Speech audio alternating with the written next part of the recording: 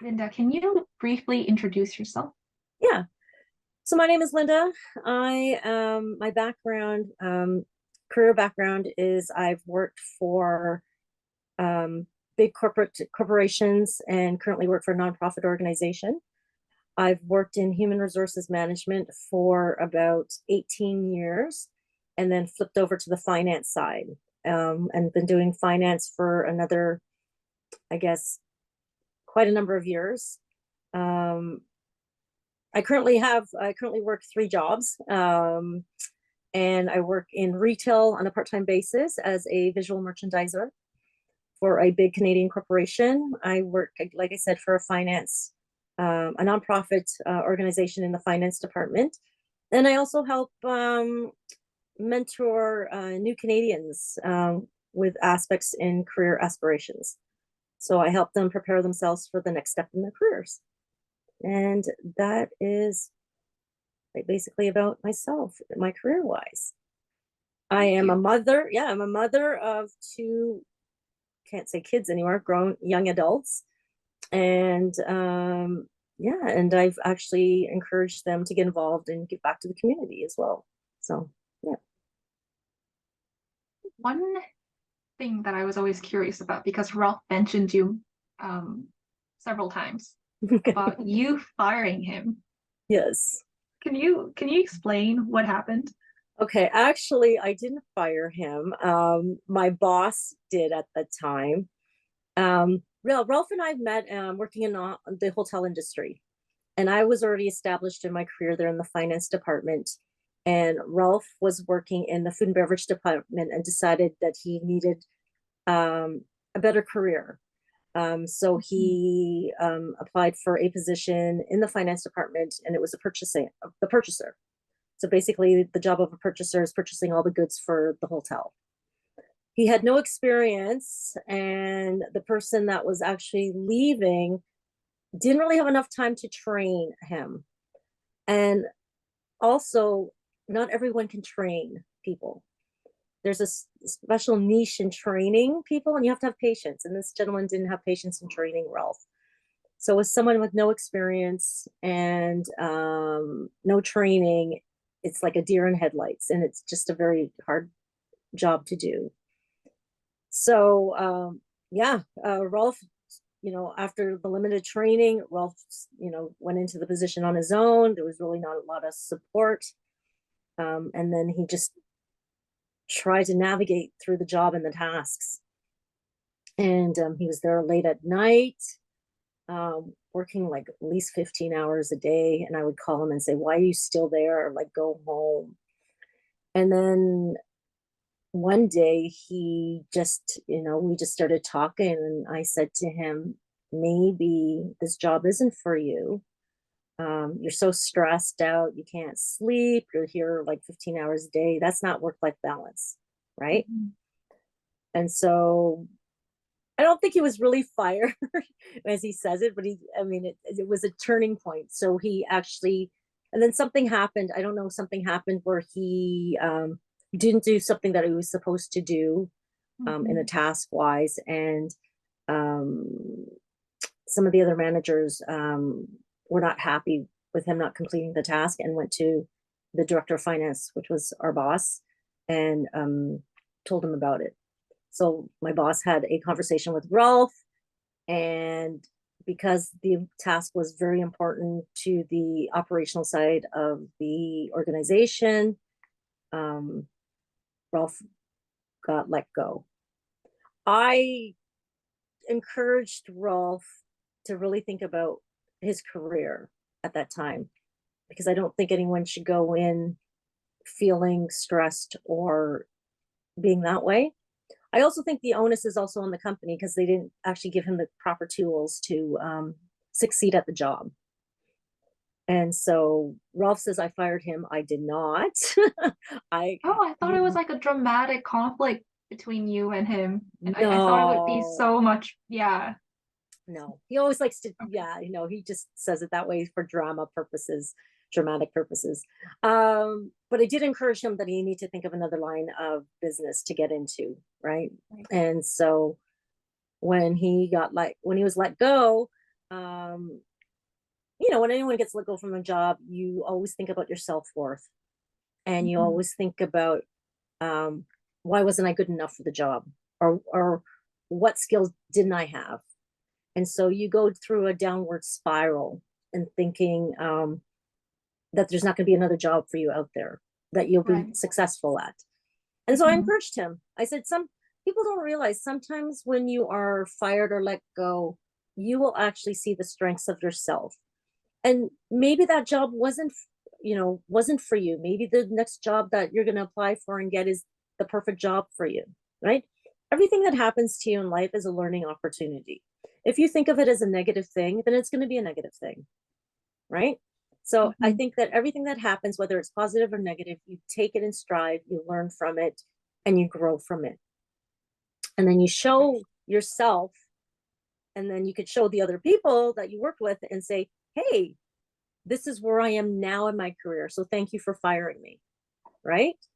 You could have been sitting in a job that you disliked for 10 years, whereas now you're at a job that, maybe the other job was like, to push you out the door, to say, there's something better for you out there.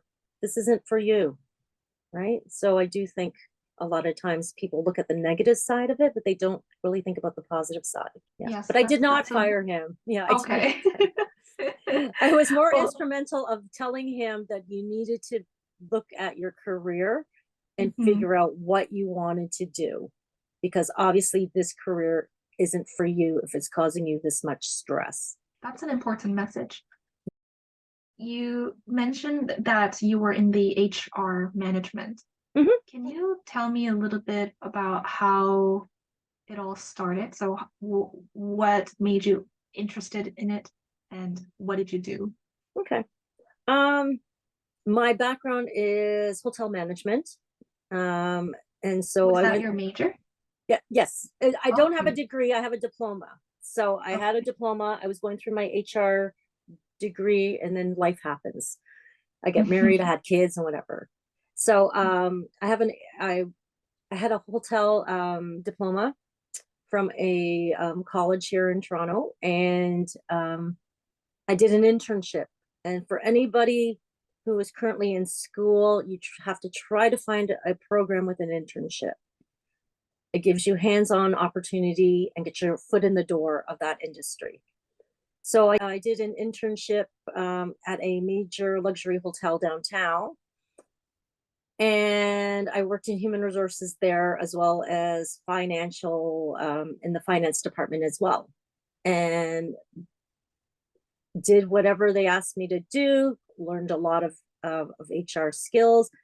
And then, because the hotel industry is such a small niche of human resources people, the human resources director at the hotel that I did my internship spoke to another director of human resources at a new hotel that was opening up, and spoke about me. And they told me that they were looking for someone in their HR department, more of an administration role. So I applied, went for an interview, and then they hired me on the spot. And then so in that position, I was eager to learn as much as I can and move up in that field. So everything that came across my desk, I read. Everything that had to do with human resources, I researched it. I asked questions. I asked if I can sit in on training sessions. I did my own training. So I was really eager to learn much more on my own. And you have to take initiative. Like, things are going to fall in your lap. So I took a lot of the initiative learning, and getting involved and asking the director of human resources. And she was an amazing mentor to me, because she saw that I was hungry and learning. And so when a position became available as a human resources manager, I had no manager experience. So I applied anyways to see what happened, and she gave me the opportunity. Wow. Right. And so I stayed with the hotel for 27 years, moving around from human resources to finance. And then you get to the point in your career, like I said, that there was nowhere else for you to grow or move. So as I loved that organization a lot, that I did a lateral move and I went into the finance side of the hotel industry in that hotel. And I became a account specialist with no experience with the financial side, but somebody was eager to teach me, right? And so my career was in there, made a lateral move, stayed there 28 years, like I said. And then after 28 years, things started to change where, you know, when management changes, you get different managers, different perspectives. I felt it was time for me to move on in my career. And I've learned everything that I could, right? So then I went into retail, and I had a retail background before. So I went back into retail as a operations and visual merchandiser. And the place that I was working at was very close to home. And I did that for a year, and then I saw an opportunity to work for Girl Guides of Canada. And so that was a referral from somebody who said, hey, they're hiring, you know, why don't you apply? So I applied and got the job immediately. And so I've been there 4 years now. It'll be 4 years as of October. I've actually moved up in my role within the last year and a half. So I kind of progressed very quickly in the organization. And then I went back to retail on a part-time basis. They were looking for visual merchandisers again and operations. And what does the visual merchandiser do? Yeah, so we go in and we set the store up. So we have planograms of how these stores merchandise should be displayed. And so we do all the displays of the products in the store, replenishing, so restocking everything, and pricing everything, making sure the things that are on sale go on sale, making it presentable. So that's what we do. So when you walk in the store, it looks pristine and it looks full. Like there looks like there's a lot of product on the floor that that when you go into a store, you're not searching for the product, it's there, right? And that's what I do with the visual merchandising and operations. And that's only a part-time job. So right. Yeah. So you're working with the materials that have already been bought. So it's not, how flexible was the job when making decisions? Pretty much flexible. We do have a manager who will give us some guidance on that, but they're pretty much flexible on the way that the displays should look. We always want it to look full. We don't want it to look empty, right? And everything you look at has to tell a story, right? So when you look at a display of food, like a display of any food products like jams or syrups or whatever, it should tell a story, right, of the display, you know, and entice people to buy it, right? So we would find things that would sell well with the food products. So if we have maple syrup, maybe have a waffle, you know, one of those waffle makers, and having a place setting and having jams. So it all tells a story in that type of thing. Yeah. So when you were studying hotel management, did you know what kind of jobs you were going to get when you were studying at that time? Yeah. I've always felt that I wanted to help people, even in high school. And I felt that, you know, the hotel industry was something that was a career that could be very universal, in the sense that you can go from country to country and still get a job in a hotel, right? Oh, right. So I always felt, and I had the traveling bug. So when you think hotels, you think, oh, I want to travel, right? So that was the whole mentality of taking hotel management, that my skills would be transferable to another country, but also the traveling. I didn't know specifically that I wanted to get into human resources until I actually did my internship. What was your position title for the internship? Oh, it was just a human resources intern. Human Yeah. resource. Yeah. And so when you're learning about hotel management, it's not just about HR, it's about everything that has to do with the hotel. Yep. So you had to learn about food and beverage costs. You had to learn about accounting, human relations courses, housekeeping courses. We actually had to, in the college, they had a restaurant and we had to actually serve and cook there. And so it was every aspect of that. We had sales and marketing courses, English, like computer courses, front office courses. So there was quite a number of courses that actually touched upon every aspect of every department in a hotel. Right. Yeah. But then before you got that internship, did you know that you were going to be applying for HR? Sorry, that you were going to be, working in the HR department for 27 years? No. In college, there was a human relations course that we had to take, and the teacher was amazing. Her name was Verona. I still remember her name.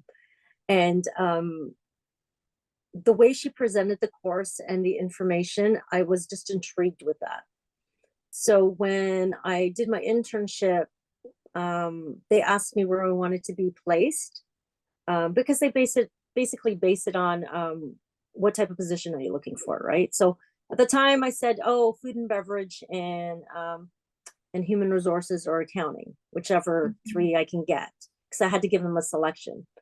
And so when I went to my internship, they started me in human resources, and then I was just intrigued, like with what it was about. And then I did a little bit about the finance part of it. So I went to work in purchasing and accounting, but I was always more intrigued with the human resources. And then just opportunity. What about the human resources were so attractive to you? Helping people. I think it was just the helping people. It was more of dealing with the benefits of the company, helping people, because when people go to human resources, they have problems, or they have things that they need to resolve. They have payroll issues, financial issues. So dealing with that. Also hiring. I really love the aspect of interviewing people and finding out who people are and seeing if they're a good fit for the organization and being that person to hire them, right?